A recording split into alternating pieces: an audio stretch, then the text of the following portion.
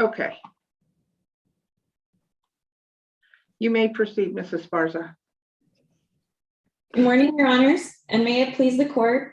My name is Michelle Esparza, counsel for the appellant, Eduardo Fuentes. My co-counsel, David Mirazo, will be arguing the 10 minutes allotted to the appellant for rebuttal. I will be addressing why the trial court abused its discretion when it denied Eduardo's application for temporary injunction, even though he pleaded and proved every element necessary to establish his right to a temporary injunction. Today, I will be discussing the following 4 important points. First, the trial court changed the status quo when it granted Cesar's ex parte TRO 3 years into an ongoing lawsuit without a hearing, without due process, without notice. Second, the 2013 stock transfers are void ab initio from the beginning because transfers of Fox Holding Company stock by gift is prohibited under the shareholders agreement. And third, the April 2019 actions taken by Cesar Enyamel to oust Eduardo as president of Tigo are void and of no effect because they were taken without a quorum in violation of Fox Holding Company's governing documents. Fourth, and finally, Eduardo pleaded and proved that he and Tigo suffered irreparable, probable, and imminent harm because he has been deprived of his position as president of Tigo and his rights as a shareholder and director of FHC, Fox Holding Company. Tigo is also being controlled by 2 persons that have not been duly elected officers and that continue to operate Fox Holding and Tigo in violation of the governing documents of both corporations and in violation of the Railroad Commission safety rules. The Texas Supreme Court said that the very purpose of an injunction is to preserve the status quo of the litigation subject matter pending a trial on the merits. And the Texas Supreme Court has defined the status quo to mean the last actual, peaceable, non-contested status which preceded the pending controversy. Here, the last actual, peaceable, non-contested status which preceded the pending controversy was the status of the parties at the inception of the suit in 2016 up to April 2019, which was Eduardo serving as Tigo's duly elected president. It cannot be that the judicial removal of a company's president 3 years into a lawsuit, which resulted in 2 companies being operated every single day in violation of their own governing documents by 2 people that have not been rightfully elected officers of the company, is the actual peaceable, non-contested status. All Eduardo's request for temporary injunction asks for is that the trial court restore the status quo, but it abused its discretion when, in the face of clear, key, undisputed facts and a set of governing documents that are clear on their face and must be construed as written, it wrongfully denied Eduardo's temporary injunction by applying the law incorrectly to the facts. The facts necessary for the resolution of this appeal and for the determination of Eduardo's request for injunction are not disputed. It is undisputed that the articles of incorporation, the bylaws, and shareholders agreement, which are in the appendix of the appellant's brief, are the governing documents of Fox Holding Company. It is also undisputed that in April 2019, Cesar Enyamel, acting alone, took a series of corporate actions on behalf of Fox Holding Company and Tigo in an attempt to oust Eduardo as Tigo's president. We do dispute at the trial court level that the 2013 transfers ever occurred, but for the purposes of this appeal, we are assuming that they did occur because we argue that even if they did, Eduardo should still prevail. Cesar Enyamel's purported April 2019 actions removing Eduardo as Tigo's president are void for many reasons, but first, because the 2013 stock gifts are void ab initio under the clear and unambiguous express terms of the shareholders agreement.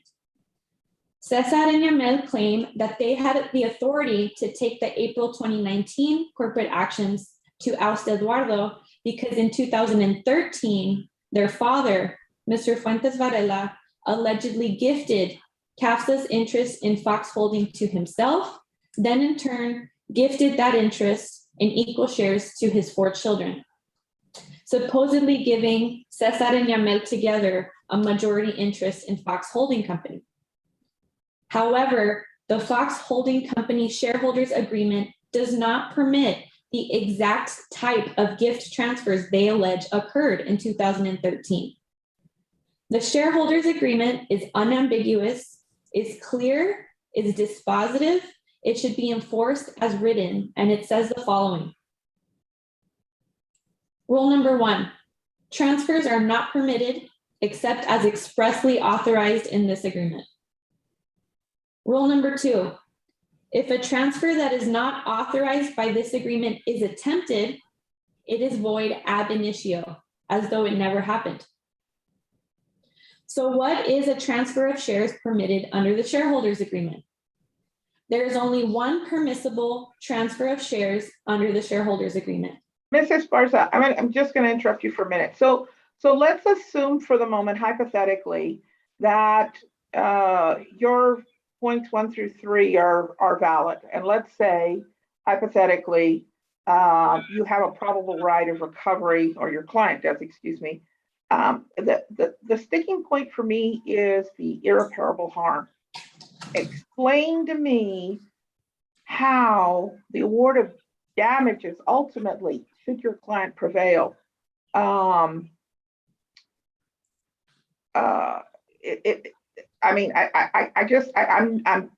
don't understand, and I fail to see how he's going to be irreparably harmed, because I think for the most part his damages he could be compensated. So I guess I'm failing to grasp that point, and I'm hoping you can perhaps illuminate that for me. Yes, Your Honor. So Eduardo pleaded and proved that he and Tigo suffered probable, imminent, and irreparable harm because Cesar and Yamel deprived him of his rights as the president of Tigo, which cannot be monetized per Texas law. And I'll cite a couple of cases in a second. Well, okay. Let me hold on. Okay, so what you're going to have to explain to me, are you saying he was deprived of the right of having the title of president in some form or fashion, or he was deprived of the right to make decisions as the president or influence the company as a president? And that's what you probably need to really explain. Yes, Your Honor, that's correct. So by being removed as president, every day that Eduardo is not rightfully in his position, he is deprived of his authority to make decisions for the corporation. And that exact harm has been found by Texas courts to be irreparable, probable, imminent, and that cannot be monetized. So for example, in Flory v. Reinhart, the Houston Court of Appeals held that a director had demonstrated probable imminent harm and irreparable injury by proving that another director would continue to do acts that were not permitted by the bylaws. So here, it is both Tigo and Eduardo that are experiencing this harm. First, let me explain Tigo. So Tigo is being run every day by 2 persons that are not the rightfully elected officers and directors. So therefore, the company itself is suffering harm because they are continuing to act on behalf of the company contrary to its own bylaws. And acting contrary to a company's own bylaws is irreparable harm to the company per Texas law, as explained in Flory v. Reinhart. Now, the harm to Eduardo cannot be adequately compensated in damages because a Texas court has found in Housing Authority of El Paso versus City of El Paso, actually this Court of Appeals has found that it cannot be monetized officer's inability to exercise their officer duties. Here, Eduardo being removed as president, every single day that he cannot exercise his duties as the president, he and Tigo are being irreparably harmed, as Texas courts have found before. And what was that? What was the case you just cited for your client? Was that El Paso, City of El Paso? Yes, Your Honor. It was Housing Authority of El Paso versus City of El Paso. We cited it in our brief, and it's also Flory v. Reinhart. It's the Houston Court of Appeals also cited in our brief. And it's so these alleged wrongful acts in and of themselves, there doesn't have to be an underlying proving of actual harm or bad acts that have. I mean, ostensibly, you could also argue that these officers who may not be rightful could actually improve the company. I mean, the probability is what, 50% that they could drive the company in the ground, and the probability is 50% they could improve it, right? So that's not, this is not tied to actual harm in some form or fashion? No, Your Honor, it's not. The harm itself is the company being run contrary to its governing documents. The company can only act through the persons that were rightfully elected by the pursuant to the governing documents of the company. So that's the exact point, is that Texas courts have found that in itself is the irreparable harm. How the company is being run by wrongfully elected officers is not relevant to the analysis. It could be, Your Honor, for example, like McDonald's has its rightfully elected board of directors, and a group of people from the street come and sit at the board of directors table and start taking decisions for the company. It could be that they're running McDonald's better than the actual elected directors, but that action in itself, running a company contrary to its own governing law, is the harm. That is the irreparable harm, as Texas courts have found. Counsel, I guess I didn't read Brinkman and Reinhart that broadly, because it seems like they were saying that there was a finding by the trial court that the illegally constituted board would in the future vote against the minority shareholder or the minority director. That it wasn't so much of a per se rule, and they also don't cite any cases. They kind of say it, and I'm curious, is that really the only authority in Texas? Those Brinkman, Reinhart, and in our case, in Housing Authority? No, Your Honor, there are additional cases. I'm not prepared to list other case citations in support of that point. I could submit an additional brief with leave of court, but I would like to point out that it is not only what I explained, that the company is being run contrary to its own governing documents, that is the harm in itself. It's also that Cesar and Yamel were continuously, repeatedly running the company in violation of the Texas Railroad Commission safety rules. Every day that they operate Tigo in violation of the Texas Railroad Commission safety rules, they are jeopardizing Tigo's license to operate as a wholesale liquid propane gas dealer, which is in itself. Yeah, let me stop you there, because I kind of got hung up on the timeline, because I know you had like 3 hearings, and as the hearings went on, Cesar and Yamel tried to kind of meet that issue. And then at some point, I guess this Arturo Ramirez, who has the Class C licenses associated with the company, at what point does if Mr. Ramirez is with the company now and he's got the correct license, why is this an issue for us? Because, Your Honor, it shows that over several months, Cesar and Yamel, and this goes to Justice Rodriguez's point, besides the company being run by directors that were not duly appointed, there also is actual harm, because Cesar and Yamel were constantly making misrepresentations to the court and to the Railroad Commission as representatives of the company. And that in itself jeopardizes the company's status with the Railroad Commission, its license to operate. We also dispute that Mr. Ramirez, we dispute at the trial court that Mr. Ramirez is a properly licensed Category E officer for acting on behalf of the company. But that's a fact question, right? I mean, wasn't there kind of disputed evidence as to whether he did or didn't? I mean, you didn't see him on a list, but I guess they had some document that said he was. Yes, Your Honor, that's Shaking his correct. head, so maybe I'm reading the record wrong. You can correct me. Your Honor, excuse me for 1 minute. Your Honor, another part of that harm related to that, other than Mr. Ramirez, the fact that's contested at the trial court level about Mr. Ramirez,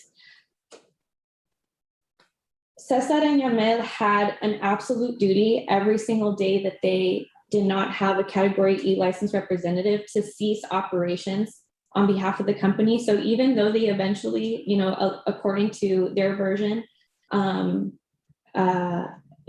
had somebody that could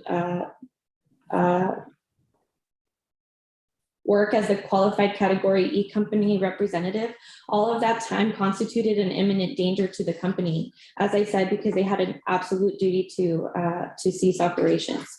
But Your Honor, even if we take that he is now the Category E representative and the company is being run according to the regulations, we have to focus on the point that the harm to the company itself is that it is being run every day by officers that were not duly elected. It is Eduardo is the correctly appointed, according to the governing documents, president of the company, and the company is being run and continues to be run every day by officers that were not duly elected according to the governing documents. And I want to quickly point to the 2013 stock transfers. So first, because the stock transfers are void ab initio, and there is only one permissible transfer of shares under the shareholders agreement, which is a sale of shares that includes a bona fide offer of purchase, an offer that is presented to the corporation and the shareholders, and the shareholders have a right of first refusal that they do not exercise. Then a shareholder in Fox Holding Company can sell their shares under the shareholders agreement. Here, the appellees allege that the 2013 transfers were gifts. That is expressly impermissible under the shareholders agreement. But even if we assume for the purposes of this appeal that those occurred and that those are valid, the 2019 corporate actions that Cesar and Yamel took are void for their own independent reason, that there was a lack of quorum. It is undisputed here that Cesar and Yamel were acting alone in 2019. All of the consents only contain their signature. The minutes of the special meeting only contain their attendance. But these actions are absolutely void because when the bylaws of a corporation say that the board of directors shall be 7, then there must be 7 directors. Miss, I'm Yes, sorry. Excuse me, I just want to kind of follow up with a question before we run out of time with Justice Alley's line of questioning. And I guess looking specifically at the Brinkman case, the trial court made an actual finding of intent that in that case, the other parties had taken actions with a malintent in derogation of the rights of the other rightful shareholder or director. And in this case, we're in a different procedural posture where we don't have a trial court finding of malintent. So where would we be able to say as an appellate court that there's an abuse of discretion by the trial judge? Your Honor, I would like to point out that although the trial court, we're in a like you said, a different procedural posture here because the trial court did not make, findings of fact, and we have the written record to go by. But there is I want to point to, there is a hint of malintent where Eduardo was moved forcibly by armed guards the day of April 10th, 2019, when he showed up to the doors of Tigo after being wrongfully ousted by Cesar and Yamel. But the abuse of discretion, the court can find abuse of discretion here on the point that The governing documents are clear, unambiguous on their face, and Texas law provides that they must be interpreted per the four corners of the document, and the abuse of discretion is where the trial court failed to apply Texas law to interpret the governing documents. That in turn shows that the 2013 transfers were void and the April 2019 actions by Cesar and Yamil were void. Thank you. Justice Rodriguez, you're muted. Thank you. Mr. Lopez, you may proceed. Thank you, Your Honor. May it please the court. Your Honor, today we're here on a review of the temporary injunction, which the court reviews for an abuse of discretion. I just want to point out to the court, which I know the court is aware, but the review is different on an abuse of discretion standard for temporary injunctions, in that the court reviews the order indulging every reasonable inference in favor of the order that was issued by the trial court. And if the trial court's decision is based on conflicting evidence, and there's at least some evidence in the record to support the trial court decision, then the appellate court must uphold the decision of the trial court. And in this case, I believe that's important, and that the Court of Appeals can resolve this issue based on appellee's argument at the trial court regarding delay.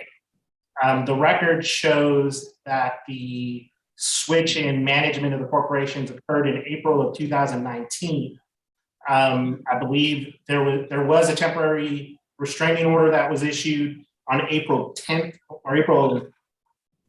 of 2019, but the appellant himself sent a notice or a response to the notice of the meeting on April 9, 2019, meaning the appellant was aware of these actions that were taken as of April 9, 2019. And that letter can be found in the Supplemental Clerk's Record, Volume 2 at 1023, which is a letter from Eduardo Fuentes asking to meet with the appellees.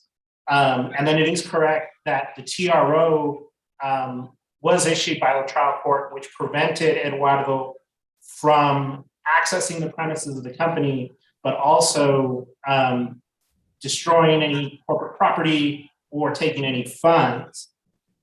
And in this case, Eduardo filed his cross-claim, counterclaim, and application for injunctive relief on October 30th of 2019, nearly 7 months later. At the first hearing on the application for injunctive relief, the trial court himself raised the question as to how can he give this relief when there has been such a passage of time. And in that case, in January, it had been 9 months, and the appellant responded that, well, we had asked for a hearing in November, which was 7 months after these initial actions. Wasn't there just a couple questions, counsel? First of all, why is the TRO done ex parte when you have somebody who's in the litigation and has counsel of record? And then secondarily, don't they respond to the delay by saying that there was a conflict of interest created with their counsel because of the TRO?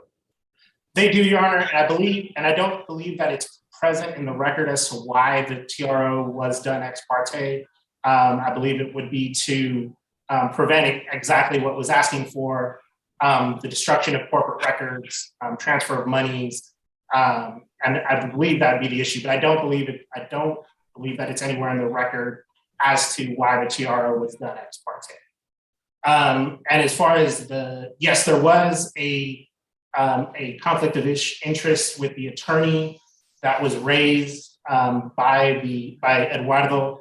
And I don't believe that gets anywhere, or the court should not give any weight to that, mainly because their argument is that, well, we had an attorney, we found a new attorney, and just the court didn't sign a order for substitution. As the justices are aware, you don't have to substitute for an attorney. The attorney could have filed an entry of appearance and could have gone forward without doing a substitution order. They didn't do that so in this case. So the delay up until October saying, well, we finally got a new attorney, not the one that was originally found. I don't think that excuses the delay in this case, Your Honor.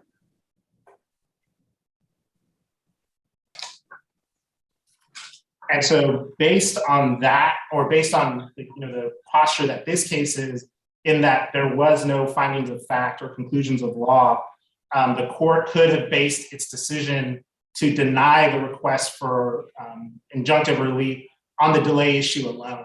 And I think the record clearly supports that, because there were multiple times where the trial court asked, why is this being done when the business has been operating in this way since April? And that's supported in the record, and I believe it's supported by the precedent in this course in the TriStar Petroleum case, and I just give that cite at 101 Southwest 3rd at 587, where this court has found there was no abuse of discretion where there was a delay. The next issue I'd want to discuss is the issue for status quo for a temporary injunction. The appellant has stated, well, the status quo should be the posture of the case when the initial case was filed back in 2016. And that's just not the case under Texas law. The status quo is established at the time of the specific relief is filed, and the specific controversy becomes before the court. And we cited to two cases, again, the TriStar Petroleum case, which is the El Paso Court of Appeals case, and also another case out of Houston, which is Hanby State, and it's 335 Southwest 2nd at 417, 418. And I believe that Hand versus State is actually on point in this, because the case says whether rightly or wrongly appointed or elected, the directors and officers acting at the time of a claim contesting the validity of the appointment constitutes the status quo. And that's exactly where we are in our case, in that the status quo was with Cesar and Yamel being the directors and officers of the company at the time their appointment was challenged in October, almost 7 months after it initially occurred. So the status quo for the case is with Cesar and Yamel being in position, and the court or the case should move forward in that manner to the merits. And in that regard, what is the point that we look at when Eduardo challenged their appointment? That would have been, I believe it is October 30th, 2019, which is when Eduardo filed their amended petition asserting the application for injunctive relief. I believe that's the earliest point that we could do it. And there were some amended filings and supplemental applications that were filed at the beginning of 2020, but I think the court would look at it. It doesn't change if you look either in October of 2019 or at the beginning of 2020 when the hearing started occurring, because the company's in the same position, namely that Cesar and Yamel are the officers and directors in control. But you're saying all the way up until October of 2019, Eduardo, there wasn't a controversy amongst the parties? There wasn't this specific controversy, Your Honor. And so that's what you look at. The case law says even if there was a lawsuit that had been filed, that's not what you look at. You look at the specific claim. And so the specific claim that we're dealing with would be the appointment, or I guess the removal or the challenge of Cesar and Yamel as the officers and directors, which was filed in October of 2019. And so that's the position I believe that the court should look at for what the status quo would be while this case goes through the merits. So, I mean, just the classic language is that it's the last peaceable time. So I guess it sounds a little odd to believe that the parties were peaceable all the way up until October 2019. And yes, Your Honor, so there's no dispute that there was a lawsuit filed between the parties already pending. However, for the review of the temporary injunction and the relief that it's requesting, which is the removal of Cesar and Yamel, and also the reinstitution of Eduardo as the manager of the company, you would look at when that injunctive relief was filed. And I believe that's what the case law says, and our briefing cites to that. Just to kind of press you on that, if the ex parte TRO was on April 9 and they, I guess took their vote on the 10th and put themselves in power on the 10th, if he filed on April the 11th, you could make the same argument, because you could say, well, as of April 11th, we were in charge, and therefore that was the status quo. And I think that's correct. You could make the argument. I don't know if it would have as much strength, but I mean, under the case law that we've cited to, when the application is made for that specific controversy, that's the status quo. And I'd cite to the hand court that says, where you're challenging the wrongful election or appointment of directors of company, you look to see, you don't get that injunctive relief to remove them. You have to go through the merits hearing. If I can take you to kind of another issue on the corporate governance question, that is, who are the directors, and how are shares voted? Is there any fact question? That is, if you just look at the corporate documents, can this court decide that question, or is there some fact question that a fact finder would have to pass on? Well, I guess based on the arguments today, where the appellants are acknowledging the stock transfer in 2013, I don't know that there's another fact question for the court to review. And we disagree, I guess, with the appellant's position that if the transfer was done in 2013, that the subsequent transfer to the siblings is void. And the reason being, the bylaws provide that the stocks can be transferred to lineal descendants, and it's not considered a sale or transfer. And so the way the procedure worked in this case was the Mexican corporation CASA, is how we refer to it in the briefs, owned 48% of Fox Holding. And those were those Class A shares. CASA first transferred the stocks to Mr. Fuentes Varela, the father of the parties. And so once he received those, under the bylaws, the transfer of those stocks to his lineal descendants is neither a transfer or a sale. And I think with the assumption that that transfer did occur, I think that clears up any potential problem of, these stock transfers weren't valid because passing the shares to your lineal descendants under the bylaws isn't considered a transfer or sale that would trigger these other requirements or appellant's claims that these are void. And so then just tell me what happens with the three directors who were originally, I guess, elected from the Class A shares. How do they just kind of go away when the Class A shares are distributed to the children? And so under the bylaws, each class of shares has the right to appoint directors. And in our case, there's no more outstanding Class A shares, so that there's no right to appoint a Class A director anymore, because the only classes that have shares outstanding are the A, B, C, and D shares, which represent the four different siblings when the company was established. So since there's no Class A shares outstanding anymore, there's no right to have a director for Class A because there's nobody to appoint them. So that's the position that we took with the trial court, that the only directors that could be appointed would be from Class B, Class C, D, and E, because those are the only outstanding shares. Because when those Class A transfers did occur, they were distributed evenly to each of the siblings. So each sibling owns 25% of the company. And that kind of goes into why the actions taken by Yamel and Cesar are not only legal but authorized, in that Yamel controls 25% of her shares. She also received 25% from her deceased sister, and then Cesar owns 25%. So they represent 75% of ownership of Fox Holding.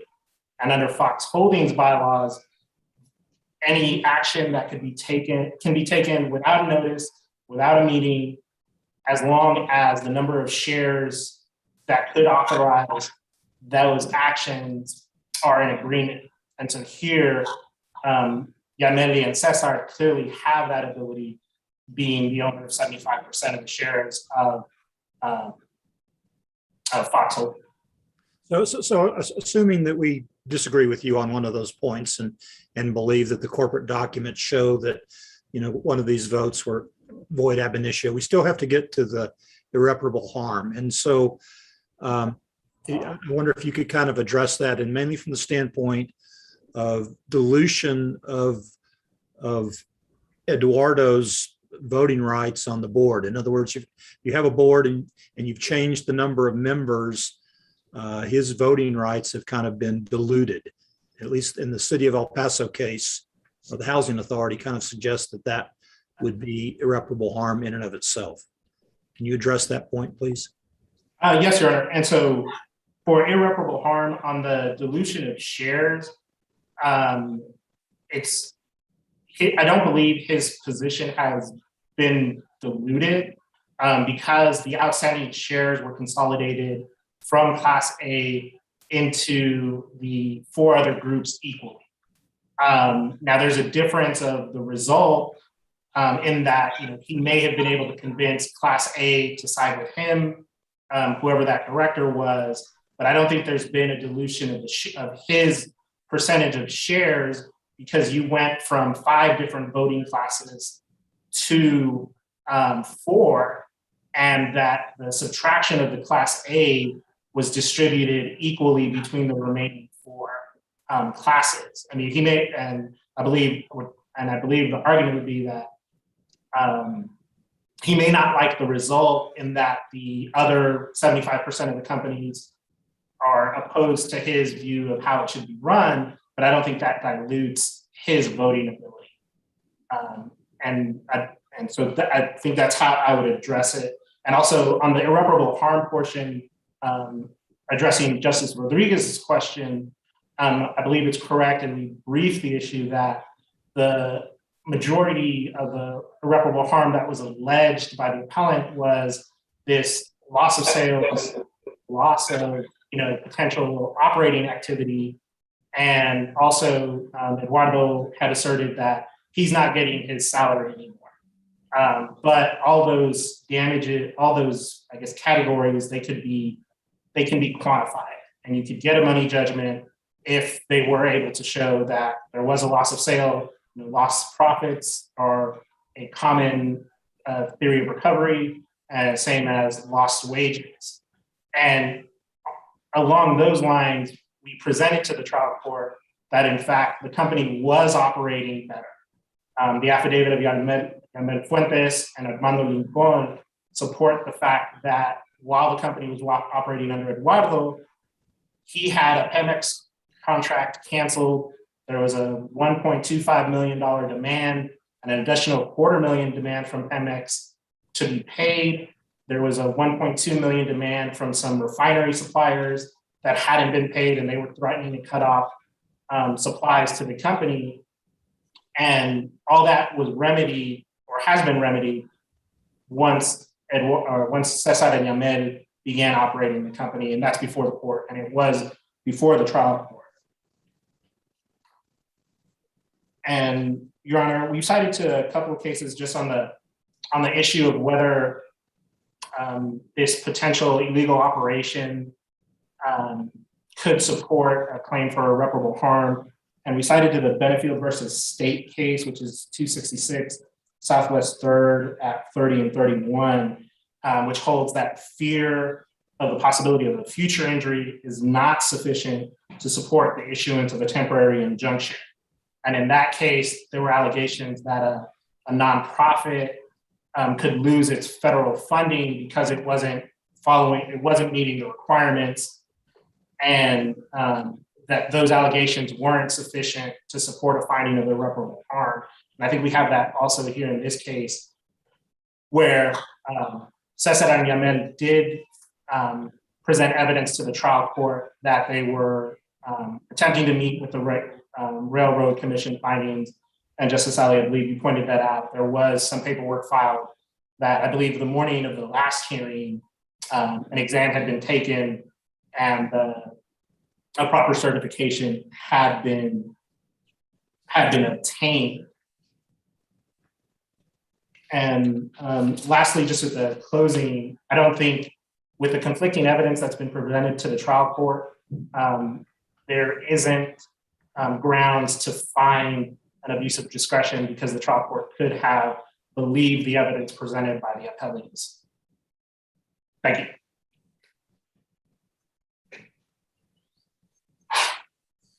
Rebuttal? Thank you, Your Honors. May it please the court. Let me begin by addressing that very last point on the Railroad Commission argument that was just made, and also the question by Justice Ali. The timeline in the Railroad Commission situation is that we obtained through an open records request their renewal certification from September 2019, which designated Jay Magnus as the company representative, which was not true. Jay Magnus was not working for the company. There was an affidavit by Jay Magnus, undisputed, before the trial court that said that was not a truthful designation. Then on January 14, 2020, when they filed their initial response to our TRO application, they submitted an application for renewal, a different one at this point named Eduardo as the company representative. And we are here now in front of the trial court trying to decide these issues, and they're telling the Railroad Commission allegedly that Eduardo is the one that's running the LP gas operations. Then at the hearing, to the last point from counsel, on the next day, on January 15th, they showed up with a half piece of paper. If you look at the evidence in the record, it's not complete. And they said, this is now a company E representative and he is duly qualified. That turned out not to be true because he was only a company C representative. He only got a license category C, which is only a transportation company. That is not what Tigo does. Then in a subsequent filing, they submitted a January 21, 2020 renewal application, another one, which named Mr. Licon as a company E, as a category E representative, and Mr. Arturo Ramirez at that time. But that was clearly wrong because Mr. Licon doesn't and admits in his own affidavit that he is not qualified as a licensee category E. So there is no evidence that was actually submitted to the Railroad Commission, but it was presented to the trial court, that renewal application. So what we have is the publications from the Railroad Commission, which published the list of licensees and their company representatives every month. And part of the previous ones were on the record. The February publication still shows Eduardo as being the company representative, which could only lead to the conclusion that that previous designation of Mr. Ramirez wasn't even submitted. The March one shows nobody. It doesn't even show Tigo as having a license at all. So as of March 13, when the temporary injunction was denied, the only evidence the trial court had was that there was no license at all because of these issues that we were raising today. Let me address irreparable harm. Without being repetitive, another point is that every action that is taken by an improperly constituted board of directors is an action that is subject to being avoided. It's an action that is void. And we cited the case from Nevada. Of course, this is a Nevada corporation, and the board actions by Fox Holding Company are determined by Nevada law. And that's the Nevada Classified School Employees Association versus Quaglia from the Nevada Supreme Court. And in that case, the court said that a vote taken by a board of directors without a quorum amending the bylaws was void and of no effect.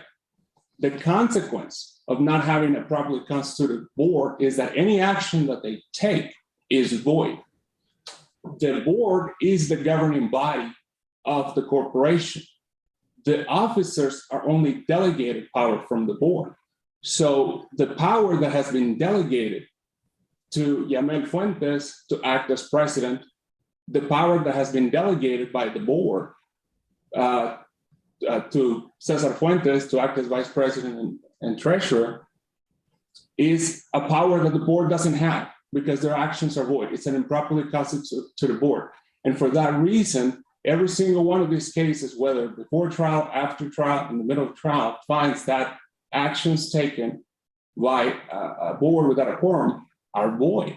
A corporation is by definition irreparably harmed by continuing to act directed by people without authority to do so. And every one of their actions later can be set aside, with the exception perhaps of a third-party action based on apparent authority. I will also point out that it was the appellee's position in this case that there is irreparable harm in this very situation. They came to the trial court on April 10, 2019, and they said, we want injunctive relief, a temporary restraining order, and they obtained it the same day, saying there's irreparable harm because we are now have a new president, and if you leave the current president there, that's irreparable harm to us. They obtained that relief. The position they take in this appeal is inconsistent with that. I want to address briefly the issue of delay. It is our view that you cannot create the circumstances which caused the delay, which put my client in that position, I would argue, in a worse position than a pro se litigant. Now he is represented by an attorney who also represents somebody squarely on the other side, who also represents the corporation, who now has to report to two different people, allegedly, who is not even in a position to take a side one way or the other, who is unable to tell my client what to do because then he would be acting against the interests of his other client, Yamel and Tigo. In that position, on that kind of ex parte basis, that's going to cause a lot of delay. And the few months that went by looking for a commercial litigation attorney are certainly very reasonable.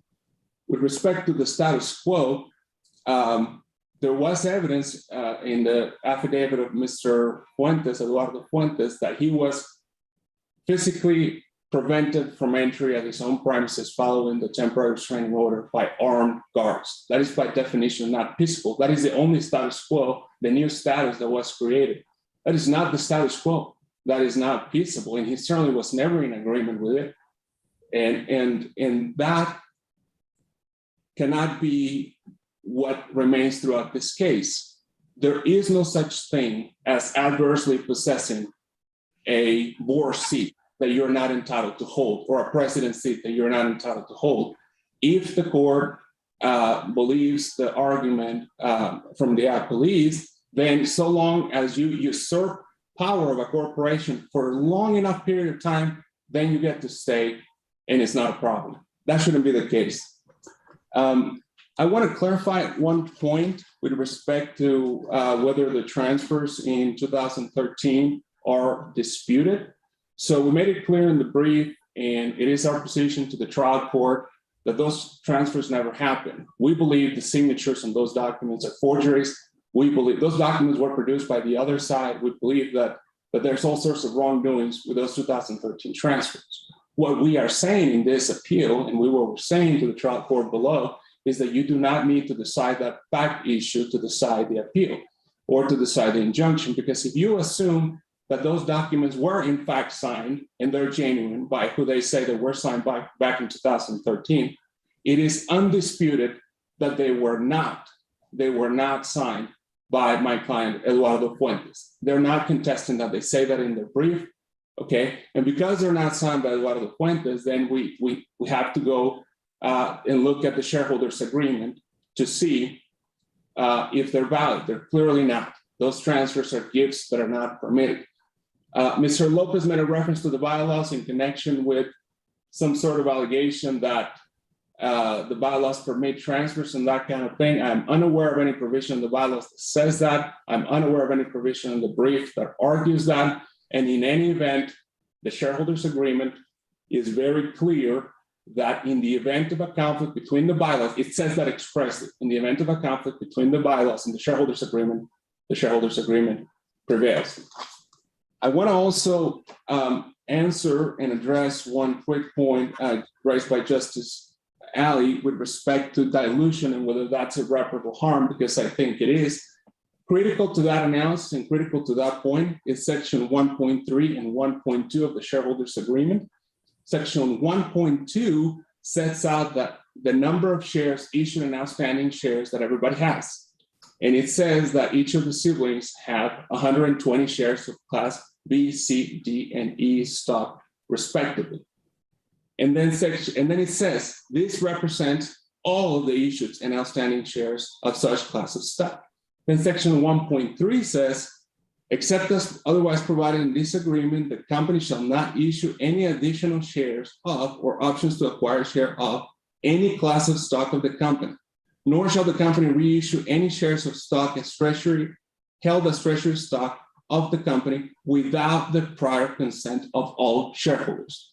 That is intended to leave everybody at 130 shares for the duration of this shareholders agreement. This shareholders agreement never changed. It is binding. It is dispositive, as Mrs. Esparza said, and we are respectfully asking the court to reverse the trial court and grant the injunction that the trial court failed to grant. Thank you, Your Honors. My time is up. Thank you. Very fine argument in a procedurally and factually difficult case. Your case will be submitted today on the merits, on the excellent argument you provided in the briefs, and we appreciate your participation with the court. Thank you so much. Thank you, Your Honor. Thank you. Thank you, Your Honor. Thank you.